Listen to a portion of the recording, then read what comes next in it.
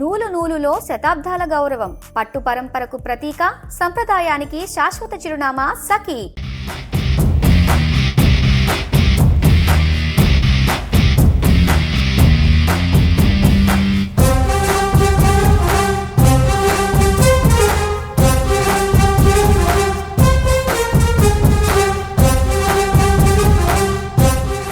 ఇండియాలోనే biggest event పెద్ద pre release event విజయవాడలో జరగబోతోంది. ఇప్పటికే వేలాది మంది మెగా అభిమానులంతా కూడా ఈరోజు సాయంత్రం జరగబోతున్న పెద్ద ఈవెంట్కి రావాలని చూస్తున్నారు. కానీ అందరికీ ఒక జాగ్రత్త, ఎలా పడితే అలా మీరు లోపలికి ఈ ఇందిరాగాంధీ స్టేడియంలోకి రావడానికి లేదు. దీనికి పర్టికులర్గా పాసెస్ ఉన్నాయి, పాసెస్తో పాటు పార్కింగ్ ప్లేసెస్ ఉన్నాయి. తెలుసుకోకుండా వస్తే మాత్రం ఖచ్చితంగా ఇబ్బంది పడతారు, మిగిలిన వాళ్ళని ఇబ్బంది పెడతారు. ఏంటి రూల్స్ ఏంటి, ట్రాఫిక్కి సంబంధించి ఎక్కడెక్కడ పాయింట్లు పెట్టారు తెలియజేయడానికి ప్రస్తుతం ఏసీపీ ఉన్నారు, దామోదర్ గారు. సార్ నమస్తే. చాలామంది ఏంటంటే వచ్చేస్తుంటారు సార్, ఫ్రీగా వచ్చేసిన పాస్లనో లేకపోతే ఇక్కడికి వచ్చా పాస్లు ఇస్తారనో ఏవో మాటలు విని వచ్చేస్తూ ఉంటారు. సో ఏం చెప్తారు ఆడియన్స్కి, ఏం చెప్తారు, అలాగే అభిమానులకి ఏం చెప్తారు? మామూలుగా Ram Charan fans, Chiranjeevi fans, Pawan Kalyan fans అందరూ ఉంటారు కాబట్టి కొద్దిగా ఎక్కువ పబ్లిక్ రావడానికి స్కోప్ ఉంది. దానికి తగ్గట్టు మన స్టేడియంలో ఏంటంటే ఒక 15,000 నుంచి 20,000 వరకు మనకి ఫ్రీగా ఉంటుంది. వాళ్ళు కూడా ఏం చేశారంటే ఒక 1000 మందికి వాళ్ళ గెస్ట్లు అని చెప్పేసి సినీ ఫీల్డ్కి సంబంధించిన పర్సన్స్కి ఒక 1000 మందికి సపరేట్గా పెట్టారు. అది కాకుండా సెలబ్రిటీస్ అని ఒక 5,000 మందికి వాళ్ళు పాస్లు ఇచ్చుకున్నారు. ప్లస్ అదేవిధంగా ఒక ఎంఐపి అని ఇంకొక గ్యాలరీ ఉంది, దానికి ఒక 5,000 మందికి పాస్ ఇచ్చారు. తర్వాత మన వివిఐపి అని చెప్పేసి స్టేడియం గ్యాలరీస్లో కూర్చోబెడతానికి ఒక 5,000 మందికి పాస్ ఇచ్చారు. సుమారుగా 15,000 ప్లస్ గెస్ట్ పాస్లు ఒక 1000 ఉన్నాయి. 16,000 మంది వాళ్ళు పాసెస్ ఇష్యూ చేసుకున్నారు. అది కాకుండా ఈ మన పోలీసుని ఒక దగ్గర సుమారు 1,200 నుంచి 1,300 దాకా పోలీస్ ఫోర్స్ పెట్టడం జరిగింది. ఆఫీసర్స్ కూడా 200 పైన ఆఫీసర్స్ డిప్లాయ్ చేశారు. మనకి పార్కింగ్ ప్లేస్ ఒక 20 పార్కింగ్ ప్లేస్ ఐడెంటిఫై చేసి ఏ పాస్ ఉన్న వాళ్ళు ఎక్కడ పార్క్ చేసుకోవాలని కూడా ఆ పార్కింగ్ మన డీసీ ట్రాఫిక్ మేడం గారు వాళ్ళ ఆఫీసర్స్ తోటి చెప్పడం జరిగింది. ఇదంతా కూడా సిపి గారు పర్యవేక్షణలో అన్ని కెమెరాస్ 100 కెమెరాలు పెట్టించారు సారు. ఎప్పటికప్పుడు మనం చెక్ చేయడం కమాండ్ కంట్రోల్లో కనెక్టివిటీ చేసి అక్కడ నుంచి చూస్తూ, అదేవిధంగా పాల్కన్ వెహికల్ కూడా ఇక్కడే పెట్టారు సారు పాల్కన్ వెహికల్లో కూర్చొని దాన్ని అబ్జర్వ్ చేస్తూ మనకి ఎక్కడన్నా ఏదన్నా గేట్స్ దగ్గర కానీ, ఎంట్రీస్ దగ్గర కానీ, లేకపోతే గ్యాలరీస్ కానీ ఎక్కడన్నా కొద్దిగా క్రౌడ్గా ఉంటాం కానీ, గొడవ చేయడం కానీ, ఇబ్బందికరంగా పరిస్థితి ఏమంటే ఇమీడియట్ సెట్ ద్వారా తెలియజేసి దానికి మనం ప్రాబ్లం లేకుండా చేయడం కోసం మానిటర్ చేస్తూ ఉంటారు.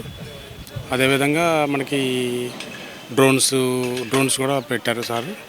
అదేవిధంగా రోప్లు, బెల్లర్స్, ఇట్లా అన్నీ మనకి టెక్నికల్గా ఏమేమి ఫెసిలిటీస్ ఉపయోగించుకొని మనం ఈ ఈవెంట్ని సక్సెస్ఫుల్ చేయాలో దానికి అన్ని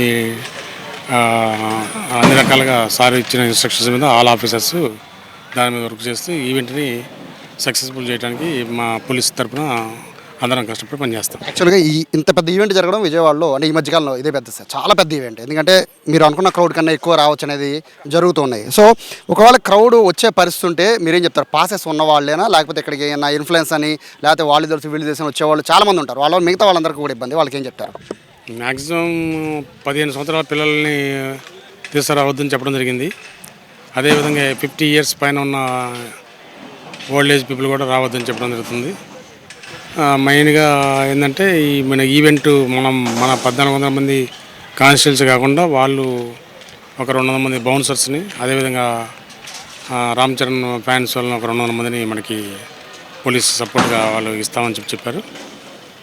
ఈవెంట్లో ఎక్కడ కూడా ఇన్సిడెంట్ లేకుండా పీస్ఫుల్గా రన్ చేయడం కోసం ట్రై చేస్తాం. పార్కింగ్ ఒకటి ఉంది సార్ ఇబ్బంది, ఎందుకంటే చాలామంది పార్కింగ్ ప్లేసెస్ దగ్గర కన్ఫ్యూజ్ అవుతున్నారు. అంటే ఎక్కడ పెడితే అక్కడ పెట్టేయచ్చామని ఆలోచనలో ఉన్నారు. పర్టికులర్గా ఏమైనా రూట్ మ్యాప్ ఏమైనా ఉంది సార్, పార్కింగ్ పలానా ప్లేస్లో పెట్టాలని ఏమన్నా?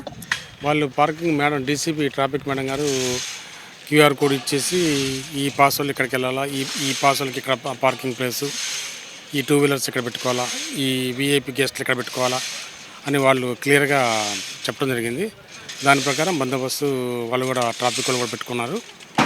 మనకి కూడా ఇక్కడ కటాఫ్లో ఇటు RTA junction, Sikamani centre, red circle, అదేవిధంగా ఇక్కడ కార్వే ఆఫీస్, వెటనరీ జంక్షన్, ఈ 4 కటాఫ్లు పెట్టేసుకుని అక్కడ నుంచి ఎవరు ఏ వెహికల్ వచ్చినా కూడా అక్కడ దిగేసి ఆ నుంచి నడుచుకుంటూ వచ్చేసి ఏ పాసలు ఏ గేట్లోకి వెళ్ళాలి, ఏ ఎంట్రీలోకి వెళ్ళాలనేది మనం చెప్పడం జరిగింది. దాని ప్రకారం వచ్చేసి ఒకవేళ తెలిసి తెలియకపోయినా కూడా ఎవరైనా బై మిస్టేక్ ఒకళ్ళు ఎదురు వచ్చినా కూడా ఆ పాస్ ప్రకారం చూసేసి మనల్ని పోలీసు గైడ్ చేస్తారు. అదేవిధంగా ఈ రామ్ చరణ్ ఫ్యాన్స్ వాళ్ళు కూడా ఆ పక్కన ఉంటారు కూడా వాళ్ళు కూడా గైడ్ చేసి పంపిస్తారు. ఫైనల్గా చెప్పండి సార్, క్యాంపేజ్ అనేది అంటే గతంలో చూసాం ఏ ఈవెంట్ జరిగినా హైదరాబాద్ కొంచెం హడావుడి ఎక్కువ ఉంటుంది. బట్ విజయవాడలో జరుగుతున్న అతిపెద్ద ఈవెంట్ కాబట్టి విజయవాడ ఇంకొంచెం అత్యుత్సాహం చూపిస్తూ ఉంటారు. ఇక్కడ ఫ్యాన్స్ అనే కాదు యువకులంతా కూడా. సో ఈ నేపథ్యంలో వాళ్ళందరికీ ఏం చెప్తారు? సాయంత్రం ఈవెంట్ సక్సెస్ అవ్వాలంటే వాళ్ళు ఏం చేయాలి? ఎవరైతే ఈ ఫ్యాన్స్ వచ్చి రామ్ చరణ్ ఫంక్షన్కి వస్తారో వాళ్ళందరికీ ఏంటంటే మా యొక్క పోలీస్ తరఫున విజయవాడ పోలీస్ తరఫున అందరూ కూడా సహకరించేసి తోపులాటలు లేకుండా అందరూ దీన్ని పీస్ఫుల్గా చూస్తూ ఎంజాయ్ చేయాలి తప్ప నెట్టుకోటాలు తోసుకోటాలు లేకపోతే ఎవరికి వాళ్ళే మనం పర్సనల్గా ఇండివిజువల్గా మనం దీనికి ఈ ప్రోగ్రామ్ని సక్సెస్ అయ్యే విధంగా సహాయ సహకారం అందించాలన్న ఆలోచనతో ఉండి ప్రతి ఒక్క మనిషికి కూడా ఆలోచన ఉంటే ప్రోగ్రామ్ ఆటోమేటిక్గా సక్సెస్ అవుతుంది. ఆ రకంగా ఉండాలని చెప్పి మా పోలీస్ తరఫున కోరుకుంటున్నాం. సో ఇది చాలా క్లారిటీగా చెప్తున్నారు విజయవాడ పోలీసులు.